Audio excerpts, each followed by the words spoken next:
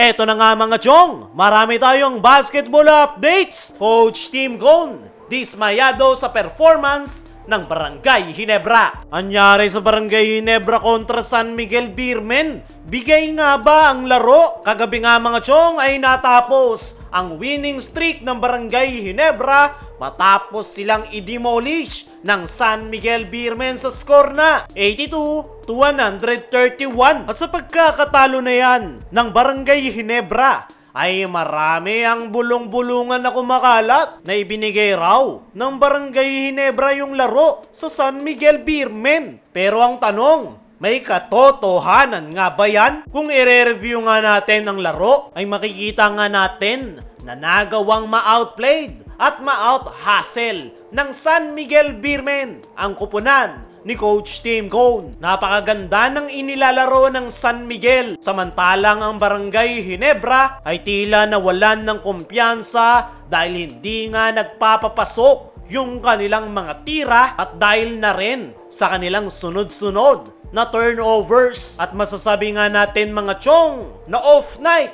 yung naging laro ng Barangay Ginebra. Lahat nga ng kanilang mga players ay maalat yung pinakitang performance, sinabayan pa ng mainit na opensa ng San Miguel. Kaya naman, first quarter pa lang ay nagawa ng matambakan ang Barangay Ginebra at dyan nga unti-unting bumaba yung moral ng mga players ni Coach Tim Cone. Isa pa sa nakita nating dahilan kung bakit natambakan ng San Miguel ang Barangay Ginebra ay dahil inspired nga yung SMB players matapos makagawa ng history ni Marcio Laster bilang panibagong 3-point king ng PBA. First quarter pa lang mainit na agad si Marcio at dyan nga ginanahan yung San Miguel Beermen. Isa pa sa nakita nating problema ng Barangay Ginebra ay hindi nga naging maganda yung performance nitong kanilang game changer na si Stephen Holt. Isa si Stephen Holt sa mga pinakamaalat ang ipinakitang performance kontra San Miguel Beermen, kung saan ay nakapagtala nga lang ito ng 3 points.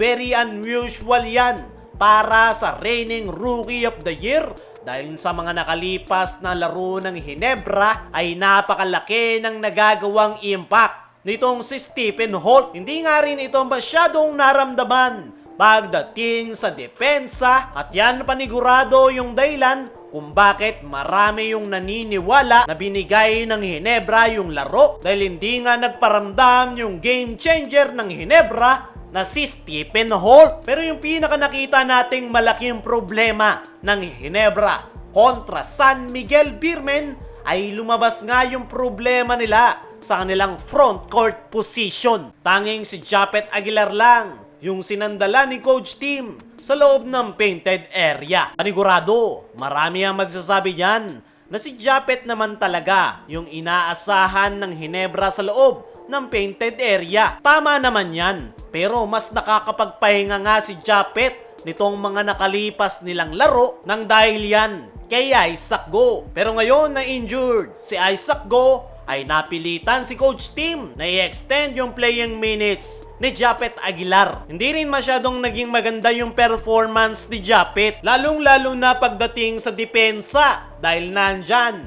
si Junmar Fajardo na kanyang tinututukan at the same time sa ilalim rin yung laro ng import ng San Miguel na si Jordan Adams. Kaya naman nakuyog si Japet sa ilalim dahil dalawa ba naman yung umiipit sa kanya at yan nga yung naging malaking problema ni Coach Tim Cone sa kanyang kupunan dahil wala na nga itong ibang option sa kanyang front court position dahil yung natira na lang ay yung kanilang mga bench players na sila Raymond Aguilar at Ben Adamos. Para sa akin mga chong ay maalat at malas lang yung naging performance ng Barangay Ginebra. Pero nasa sa inyo naman yan kung maniniwala kayong hindi lang talaga maganda yung naging performance ng Ginebra o talaga bang binigay ang laro. Tumako tayo dito. Coach Tim Cone, dismayado sa naging performance ng Barangay Ginebra. Matapos nga ang naging laro ng Ginebra kontra San Miguel Beermen, ay natanong sa ambush interview itong si Coach Tim Cone kung ano yung masasabi niya sa naging performance ng kanyang kupunan. Dismayado nga raw si Coach Tim Cone dahil napakalaki raw ng ibinaba ng energy ng kanyang mga players. First quarter pa nga lang daw ay bagsak na raw yung balikat ng kanyang mga bata, kaya doon pa lang ay alam na raw ni Coach Tim na hindi magiging maganda yung ipapakitang performance ng kanyang kupunan. Wala ngang excuses itong si Coach Tim Cone at talagang tanggap daw talaga nila yung kanilang pagkakatalo. Dahil nagawa nga daw silang ma-outplayed at ma-out-hustle ng San Miguel Beermen. Pinanggit rin ni Coach Tim yung naging problema ng kanyang kupunan, nakakulangan sa front court position. Wala nga daw silang pang-depensa sa ilalim kay Junmar at kay Jordan Adams. At yan nga raw yung susubukan nilang gawan ng solusyon. Ayon pa kay Coach Tim ay ang nakikita raw nitong silver lining sa pagkakatalo ng kanyang kupunan ay nakita nga raw nila yung problema na kinakailangan nilang gawan ng solusyon. Meron nga daw silang sapat na panahon para ayusin yan bago magsimula ang PBA playoffs. Sa ngayon ay hindi na nga daw iniisip ni Coach Tim yung pagkakatalo ng kanyang kupunan. Kailangan nga raw nilang mag-move on agad at ayusin yung kanilang mga problema. Kaya mga chong, ano masasabi nyo sa sinabi ni Coach Tim at sa naging performance ng Ginebra kagabi kontra San Miguel Beermen? I-comment mo lang dyan sa ibaba.